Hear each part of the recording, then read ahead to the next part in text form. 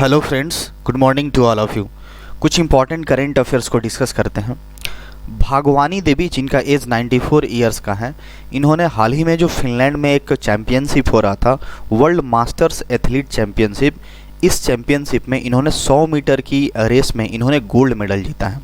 ये काफ़ी बड़ी बात है। ये 94 के एज की है, इसके बावजूद इन्होंने इस गेम में पार्टिसिपेट करके गोल्ड जीता है। 100 मीटर का ये रेस था, इसमें इन्होंने जीता है। और इसके साथ साथ बताया जा रहा है कि ये ब्रॉन्ज मेडल भी जीती हैं शॉर्ट पुट में, जो गोला फेंक एक गेम होता है उसमें इन्होंने शॉर्ट पुट भी जीता है। तो ये जो 100 मीटर का जो रेस था, इन्होंने 24.74 सेकेंड में ही इसको कवर करके इन्होंने गोल्ड मेडल जीत लिया है। और ये किस स्टेट से बिलोंग करती हैं भागवानी देवी?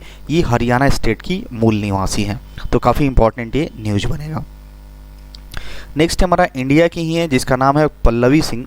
इनको क्या मिला है, एक तरह से क्या अवार्ड दिया गया है? मिसेज यूनिवर्स डिवाइन क्राउन इन साउथ कोरिया। साउथ कोरिया में एक अवार्ड यहाँ पे सेरेमनी ऑर्गेनाइज किया जाता है। एक तरह से बोला जाए एक ब्यूटी कॉन्टेस्ट है, मिसेज यूनिवर्स डिवाइन क्राउन, जो कि पल्लवी सिंह के द्वारा इसको जीत लिया गया है।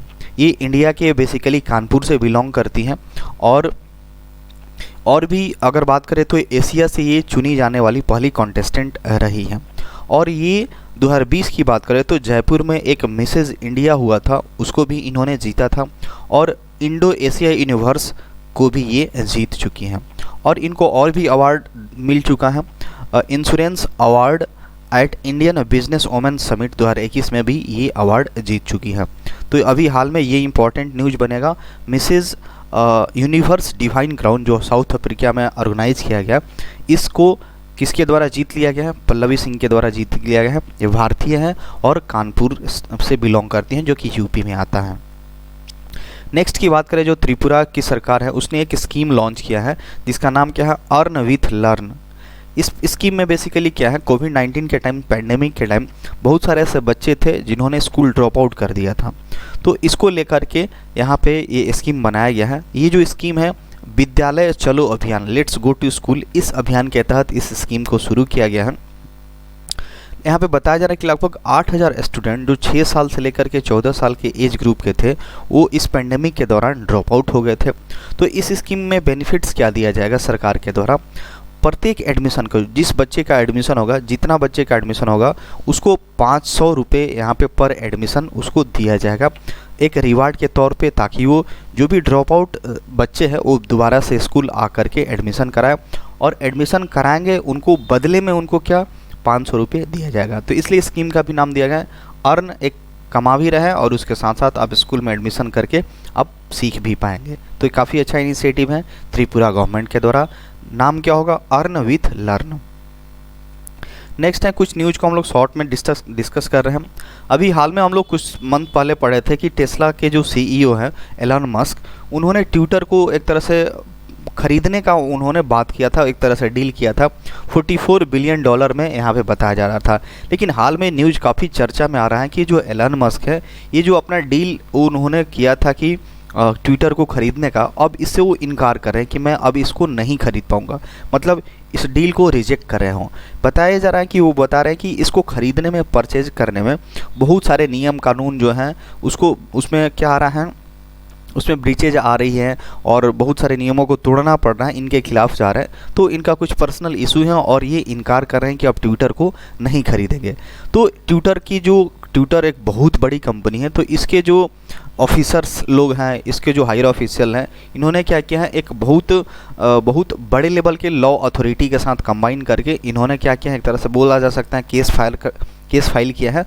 और ये भी बताया जा रहा है कि हो सकता है कि आने वाले टाइम में एलन मस्क को $1 बिलियन US डॉलर का इनको एक तरह से क्या बोल सकते हैं, एक तरह से जुर्माना देना पड़ सकता है कंपेंसेशन के तौर पे, कि आप इस डील के साथ एक तरह से चीटिंग किए हो, इसके वजह से इनको एक तरह से फ़ाइन देना पड़ सकता है $1 बिलियन US का। तो इन्होंने बेसिकली इनकार कर दिया है ट्विटर को खरीदने से, तो इसी की वजह से ये न्यूज में है।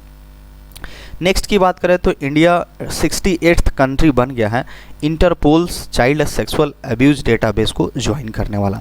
इंडिया के तरफ से हमारा CBI है, और ये जो इंटरपोल है, ये इंटरपोल आपका एक इंटरनेशनल लेवल का पुलिस डिपार्टमेंट बोल सकते हैं, जो कि जो भी क्राइम होता है और भी उसको लेकर के डील करते हैं। तो इंडिया की तरफ से हमारा सीबीआई है और ये इंटरनेशनल लेवल पे इंटरपोल है, दोनों ने आपस में ज्वाइन किया है ताकि जो चाइल्ड सेक्सुअल एब्यूज है उसको क्या किया जा सके, कम किया जा सके। तो Interpol child sexual abuse database को ज्वाइन करने वाला डायरेक्ट सवाल आ सकता है कि कितने नंबर का कंट्री बन गया है, 68 नंबर का। नेक्स्ट की बात करें तो मिनिस्ट्री ऑफ माइंस है, माइंस मतलब जो खनन विभाग होता है, वो क्या किया है, होस्ट किया है 6th national conclave on mines and minerals. इन्होंने क्या किया है, माइंस और मिनरल्स को लेकर के इन्होंने 6ठा नेशनल कॉन्क्लेव यहाँ पे किया है दिल्ली में। नेक्स्ट की बात करें तो एक बहुत ही जाने माने आर्कियोलॉजिस्ट थे, पद्मश्री अवार्डी भी थे, जिनका नाम क्या है, इमैनुअल हक। एक्चुअली ये बांग्लादेश से बिलोंग करते हैं, इनका हाल ही में निधन हो गया है। ये बांग्लादेश से बिलोंग करते हैं और वहाँ पे बांग्लादेश नेशनल म्यूजियम था, उसके डायरेक्टर जनरल भी थे। तो बहुत बड़ी एक तरह से जाने मानी एक तरह से पर्सनालिटी थे, जिनका नाम क्या है, इमैनुअल हक, जो कि बांग्लादेश से बिलोंग करते हैं। ये आर्कियोलॉजिस्ट थे।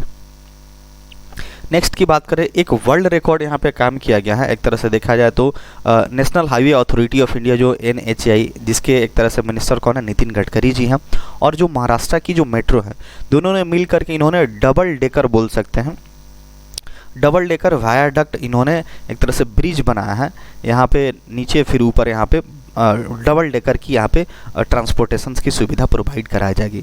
इसका लेंथ कितना होगा, 3.14 किलोमीटर, ये नागपुर में बनाया गया है।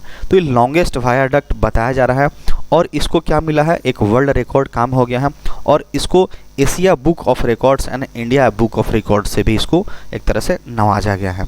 तो ये यहाँ पे नागपुर में डबल डेकर ब्रिज बना है, वर्ल्ड रिकॉर्ड क्रिएट किया है। ये लेंथ काफ़ी इंपॉर्टेंट होगा, 3.14 किलोमीटर का डबल डेकर ब्रिज बनाया गया है। नेक्स्ट की बात करें तो सनमर ग्रुप के जो वाइस चेयरमैन है, उनको क्या मिला है, Order of the Rising Sun award से उनको सम्मानित किया गया है। तो ये सनमर ग्रुप है, उनके वाइस प्रेसिडेंट, इनका नाम क्या है, नारायणन कुमार, इन्हीं को दिया गया है क्या, Order of the Rising Sun, Japan की गवर्नमेंट के द्वारा। इनको गोल्ड और सिल्वर स्टार्स दोनों मिला हुआ है, तो जापान की सरकार के द्वारा इनको दिया गया है। ये बताया जा रहा है कि he received his honour for his contribution towards strengthening economic relations between Japan and India. Japan और इंडिया के बीच में इन्होंने जो आर्थिक जो संबंध है उसको बहुत मजबूत करने के लिए इन्होंने बहुत अच्छा कंट्रीब्यूशन किया है। इसी वजह से जापान की जो सरकार है इनको ऑर्डर ऑफ राइजिंग सन से इनको नवाजा है। ये किसके द्वारा, अवार्ड किसके द्वारा दिया गया था, टागा मासायुकी जो काउंसिलर जनरल ऑफ जापान है, इन्हीं के द्वारा चेन्नई में इनको नारायणन कुमार को यहाँ पे ऑर्डर ऑफ राइजिंग अवार्ड दिया गया है। तो ये काफ़ी इंपॉर्टेंट न्यूज होगा। नेक्स्ट की बात करें तो इंडिया के जो हैं अर्जुन बबूता, ये पहला अपना गोल्ड मेडल जीते हैं। ISSF वर्ल्ड कप जो साउथ कोरिया में चल रहा है, उन्होंने अपना पहला गोल्ड मेडल जीता है। ये किसको हरा है, लुकास कोजेंस्की जो कि USA की है, इन्होंने हराया है और ये सिल्वर मेडल की हकदार रही है। तो इम्पॉर्टेंट यही है कि इंडिया के जो अर्जुन बबूता है, ये पूछा जा सकता है किस गेम से रिलेटेड है, शूटर है और ISSF में इन्होंने अपना पहला गोल्ड मेडल इंडिया के लिए जीता है। नेक्स्ट की बात करें, इंडिया के जो GM that means grand master Gukesh जो है, डी गुकेश, इन्होंने जीजॉन चेस मास्टर जो हुआ था इसका खिताब इन्होंने, इसको टाइटल को इन्होंने जीत लिया है। इसमें ब्राज़ील के अलेक्जेंडर फियर वो क्या सेकंड नंबर पे आए हैं और यहाँ पे पेड्रो एंटेनियो ये स्पेन के हैं जो कि थर्ड नंबर पे आए हुए हैं। तो इम्पॉर्टेंट यही है कि जीजॉन जो चेस मास्टर्स हैं इसके टाइटल को किसने जीत लिया है, हमारे इंडिया के ग्रैंड मास्टर डी गुकेश को जीत लिया है।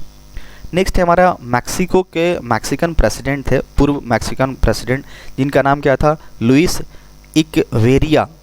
इनका हाल ही में देहांत हो गया है। इनके एज की बात करें तो 100 साल की एज में इनका देहांत हो गया है। ये 1970 से लेकर के 1976 तक ये मैक्सिको के प्रेसिडेंट रह चुके हैं। That's all for today.